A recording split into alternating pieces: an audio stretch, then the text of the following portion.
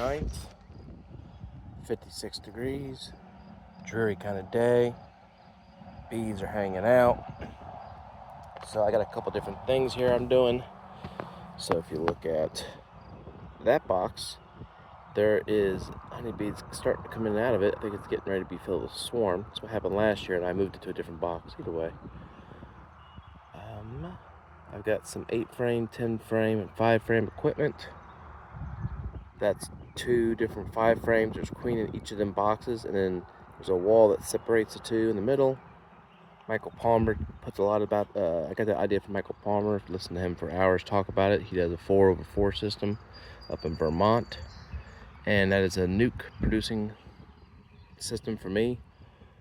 I just like having bees, and so when they get too big in there, I can split them, and then once that secondary queen starts producing, I can take her off. She starts her own thing, and start another 5-frame nuke, and grow it up until fall, and then whatever survives my breeder stock. And like this one, this is one I just moved over, and I have an old frame, 8-frame box down below that I just wanted to keep those. They're out here in the field from a dead out, so I just put them in there for the bees to clean, same as the other one. That one up there is over top of a double, what do they call that? Double screen inner board. See that little board right there? It's white. Well, there's a hole about that big, and it's got 2 actually. I'll show you. No, I won't. Haha, JK. So there's queen cells in there. Once they reproduce, or once they hatch, she'll fly out. She'll come back when she starts laying eggs. I can then take that off there, move it somewhere else, and because of the heat of the lower hive going up, it helps with the number of bees needed. So then you get over here. Yeah. So that 8-frame box doesn't need to be that high, and that 5-frame box, kind of the same thing, but I'm getting ready to split them. So guys that actually do beekeeping for a living are not doing this because they have to be more return on investment. I'm just more or less playing. So anyway, there's 2 queens in this box, and they go up. See the inner board? There's another little queen being created in that box, same as that one. Yeah, so it's getting ready to be warmer out, that I'm going to take these and keep splitting them or get them into honey producing for the fall. These things are almost honey bound anyways. I just checked on them, and so I gotta do something before they start swarming on me. And so that's just rinse and repeat. That's what I do. And I got a bunch of other plants in the closet. Ha, that's cool. All right, so these are pine trees I planted in the past. Little mourning dove over there. Hi, mourning dove. Here's some of my new bee girls. They're getting it. They're getting it. So that's swarm. I watched it fly into the yard, and it landed because when you have a bee yard, they attract other bees. So anyway, so this ditch and everything, pretty much all these plants, I either plant them or let them grow. But just move some pawpaws. Here's a pawpaw. Question of the day: what's the state fruit of Ohio? I think it's Buckeye. I think Indiana's pawpaw. But yeah, pretty good fruit. Goes for about $12 a pound over at the Ohio Pawpaw Festival. And Kentucky University's cultivating new species. This thing got zapped from the cold, but I hope that was a leaf hopper. Kind of a bummer. So this one, I think is Kentucky's best, right here grafted. So take the genetics there. Yeah, but I think that's on a seedling that I didn't realize until later, so I didn't want to cut the old genetics out. So these are new growth. Tastes like a banana mango custard mix. You either take it, either like it or don't. So this one is definitely a seedling from Jerry Lehman's orchard. That one might be too. Ow, darn you blackberries. So Jerry Lehman, old Korean vet, friend of mine passed away. He did hand pollination. He was winning all kinds of awards, selling them all to Japan and Korea and Ukraine. It's a cold, hardy tropical fruit. And yeah, she's beautiful. This is the flower. It's a hermaphrodite, but they don't bloom at the same time. So if some other flowers were to bloom, it would be good because this is not going to self-pollinate.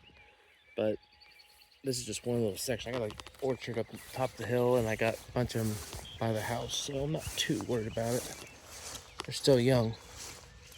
I just moved this thing with an excavator, so what can you do?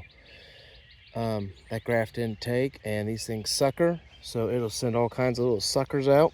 It might take 2-3 years, but that root base will be great. And I'll have myself a line going straight down to the bee yard, going straight through the hazelnuts. Now you have this nice wide path. So if you ever think about planting trees, plant it for the size tractor that you don't have, because one day you might have it, and then you have to decide, do I move trees or do I just not, utilize the areas I want? So these are all native hazelnuts. Meh, not really impressed, but they're native, and all kinds of wildlife gets on there. And I'm gonna have a little experiment. I think I'm gonna do a little hedgerow right here. Just, I don't know, that's beside the point. So these varieties in here are Jefferson, and so I've got a whole bunch of genetics up at the house I've been testing. I'm gonna start transplanting the heck out of them, which I already started.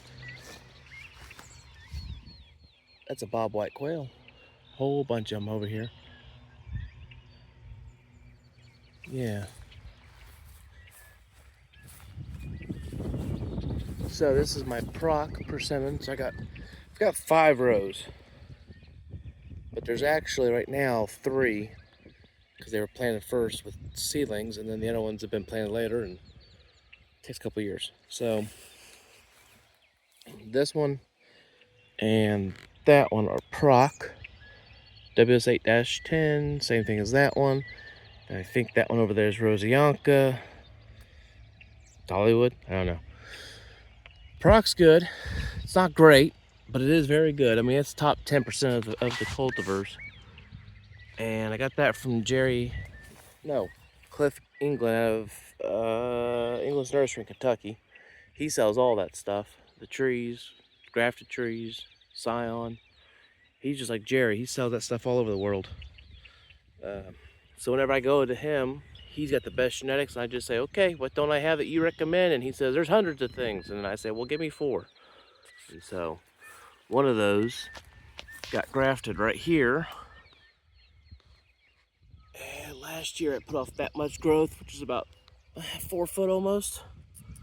So I cut off the top of the Proc, and I grafted on JT02.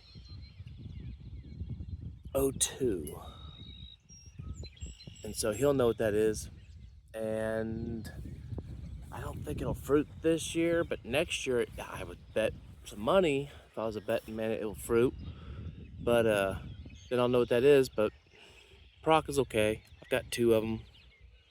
I didn't graft the other one. So I want to do what's called top working on this.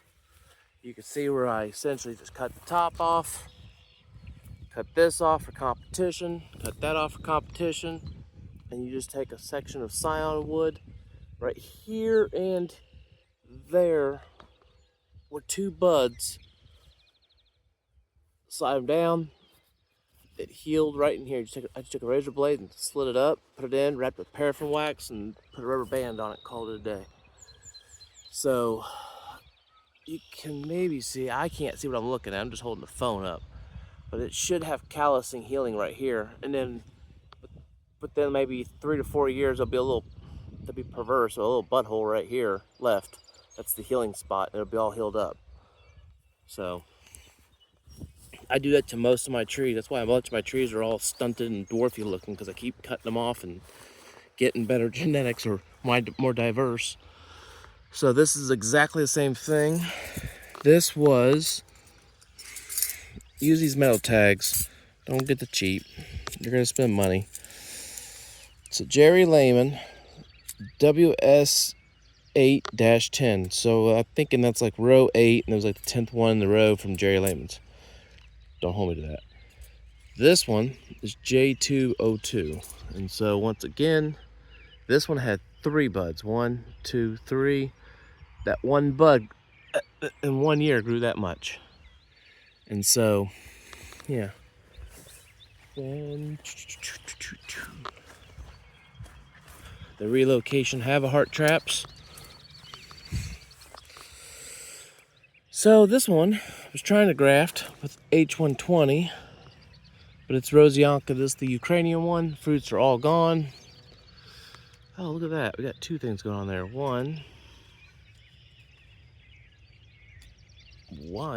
is this flower right here where the fruit was, and it's still hanging. So the Rosiancas you have to actually cut, the other ones you don't. And those other ones I just showed, they're half Asian, and this one's or part Asian, and this one is half Asian. So it's like the first hybridization of the 2. That right there is an American Primanus egg sac. Yeah, they're little. The Asian ones are a lot bigger. So not all grafts always take. This one didn't take. This one didn't take. It's a grafted tree already, but I don't know what kind. I have to look at the notes. But I will regraft. Graft there. I don't want to come out here and go up. That's weird. But I could clean this up and then graft onto here. It don't matter. It'll get grafted. That's my favorite one right there, H120. But see, something else. This just started leafing out. And that's important because we had that frost. And because we had that frost, a lot of the branches got burned up. Proc got burned up. Pawpaws got burned up. But a lot of these, like look at this one right here. So this one looks like it maybe avoided the frost. Nope, right there's the damage I'm looking for. And God forbid I get them beetles. If the tree gets too much injured, it puts off an ethanol smell. And there's beetles that come over and they drill in, and it looks like a little toothpick sticking out, and they bring fungus with them and it infects the tree. And there'll be hundreds of them, and your tree is a goner. So this was a mistake on my part. Because even though this one's L93-4, see how I didn't do it right? If this little bud would have been down here, it would have forced it to heal more right here. So I'm gonna start bringing my bud right there. Didn't really grow much because it's trying to heal, but look at how much, you know, and I should have had, but what probably happened was with this particular stick when I grafted it, is I only had 1 stick, and maybe I was trying to get on 3 trees, and that was the last bud I had on it. Because it's from one of them, it's from England's nursery. There's another one of the H120s. So see, I'm sure I've posted a video in the past of me freshly grafting this, but, and if there's any questions, I like questions. Ask away. But you see where I stuck this in, maybe it was the top of one of the branches, doesn't matter. Grew off all those, now it's healing up right here. I just think that's one of the coolest things. Yeah. So, there's Bradford pears over there grafted with Asian pears. There's a grafted persimmon. Not a whole lot going on, but it's getting ready to be because look at all this stuff grafted last year, you know? You know what I mean, Vern? YT33. I think this is like I don't want to say. I think I know what it is, but I don't want to say it because I could be wrong. Do one thing if I'm being livid. So this is some of the damage from them praying man. No.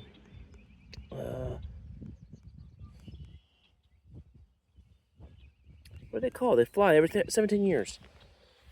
The see how this hasn't budded out yet? Yeah. Cicadas. That's what it was. The cicadas. They come up and they slit this thing open, lay eggs in there. The eggs eat the sap, and then they fall out, they bury in the ground, and then they stay there and they come back up. So if that was the 13-year cicadas, that means I got some down here, and I don't care if they just take a little sap. Hopefully they don't kill the tree, but that'd be pretty cool. So this tree completely avoided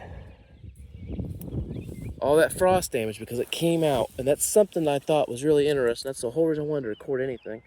Row 1, tree 6.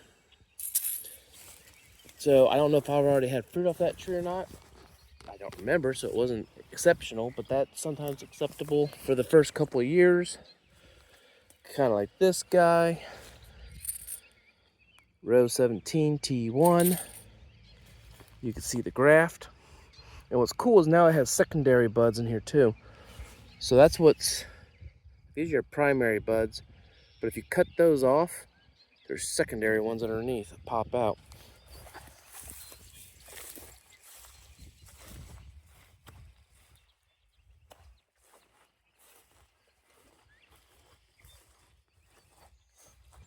It's nice just to hear all the wildlife. And I'm sure this guy's business is great, but for me, these are mice hotels in the winter. Yeah, they protect it from the deer and you get this tall straight tree, but the problem is the mice get in there, they make a nest in the winter, and they girdle the tree, and then the voles just dig underneath and eat the roots. So what do? You know, so what I did, and I love it, and I'm taking all these off. I don't need those anymore, deer. But that cage right down there is ½ inch. No, it's quarter inch hardware cloth. You put a plant in the ground, you put that thing about 2-3 inches in the ground, you can plant anything. Them voles don't mess with it. The mice don't nest in it. The rabbits don't bother it. The deer will, and that might be why that product would be good. But I've taken them off. So see, this is what I tried to graft 2 years ago, and it failed. So then I tried to graft, doesn't matter. J59 is the variety. I was trying to graft it with Cassandra. I don't think I have Cassandra. I think I got it in the fridge to graft. But I don't have a tree with it yet. And so you can see a difference. Leafed out trees are all burned up. Unleafed out trees are not burned up. And to me, that's why I like the Asian pears, because it pushes that the blooming time, NC10. It pushes that blooming time for the Bradford pears out for more than 1 week, so that way the honeybees can extract more nectar, which I like my honeybees, so what are you gonna do? But then you look at this tree.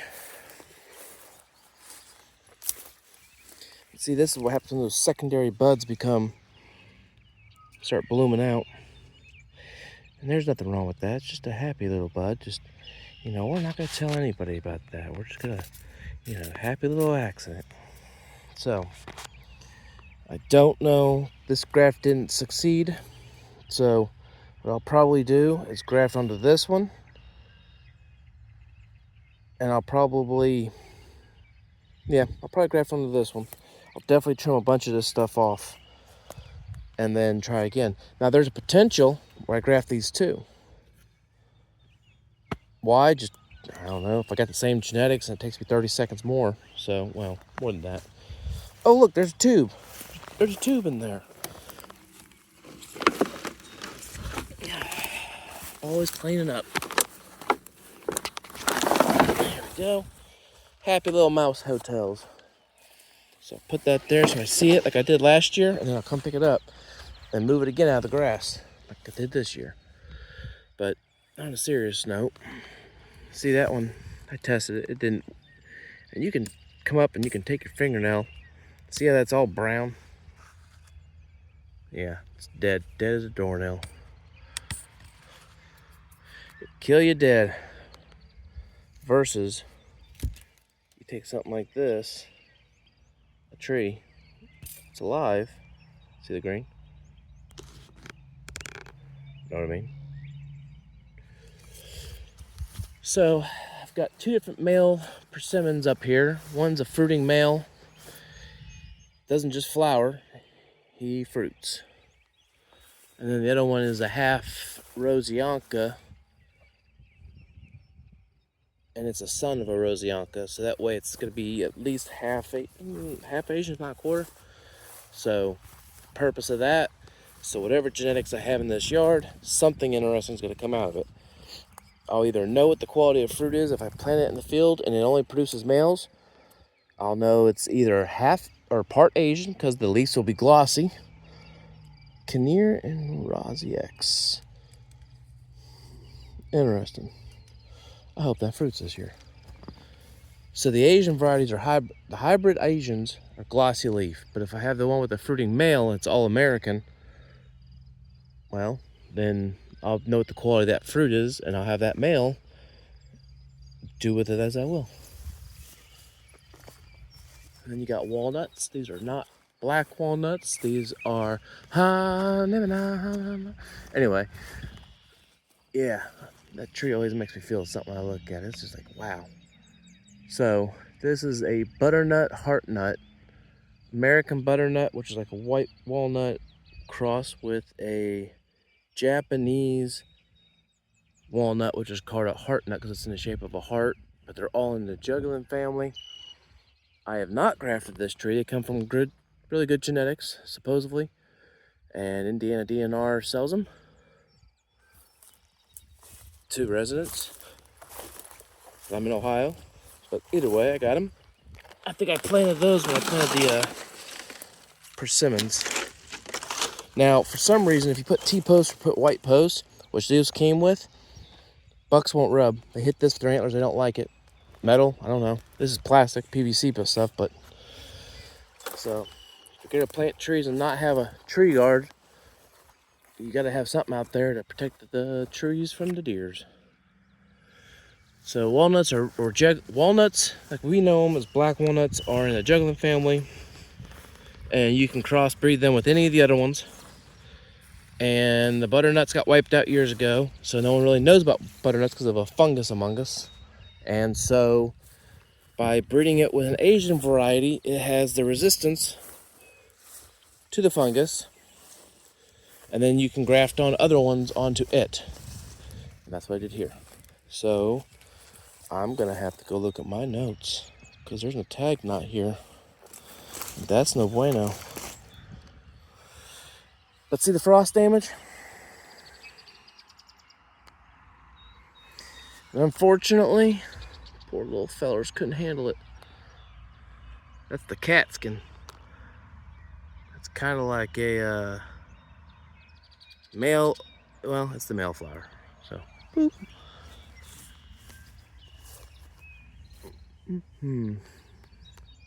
Tulip poplars planted for morel mushroom production in the ditch. And I believe I've inoculated them before with morel mycelium. Both with the liquid idea, but now I'm growing that stuff in jars, so I can actually shooter get the mycelium growing in there. And once that gets growing, then hopefully, fingers crossed, I can figure out how to get, well, if I can figure out how just to get them to reproduce, that'd be the first step. But there's other things I'm working on with the greenhouse, looking at a bunch of patents. because it interests me, because they say it can't be done. Don't tell that to someone who's contrarian. Look at that blackbird. Red-winged blackbird.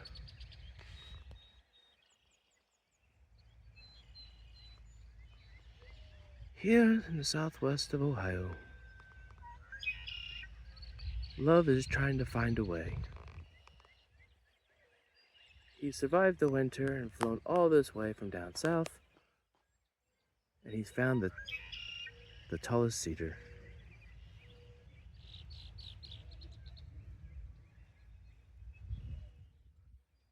Yep.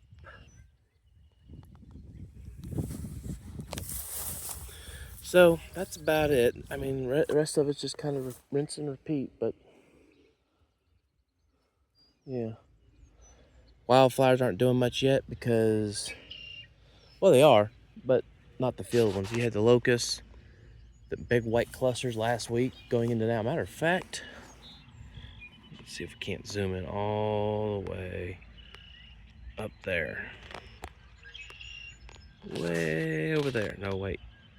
Over there. So you can see them from here.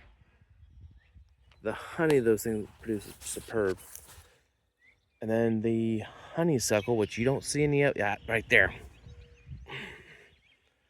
So if you look in my woods, you don't see a lot of honeysuckle. What I have is Bradford, no, I have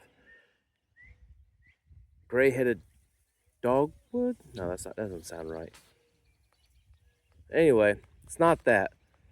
I do what I have to get rid of that stuff because it puts chemicals in the ground, kills all the other plants, and I want biodiversity. So I got wild elm in there, dogwood. It is dogwood, gray-headed dogwood, tulip poplars. So that's gonna have to disappear soon. And then the clovers are blooming. Not here, of course, so much because it's got. There we go. So you got red clover, which bumblebees will drink. White clover, your honeybees will drink. Honeybees' tongues or whatever that's not big enough for the red. And yeah. If you get a chance, go talk to your local Pheasants Forever group because there's all kinds of places throughout Ohio and everything with quail. You just got to talk to a guy and put more habitat out and preserve things for waterways and find a little piece of heaven. Until next time, bye-bye, see you.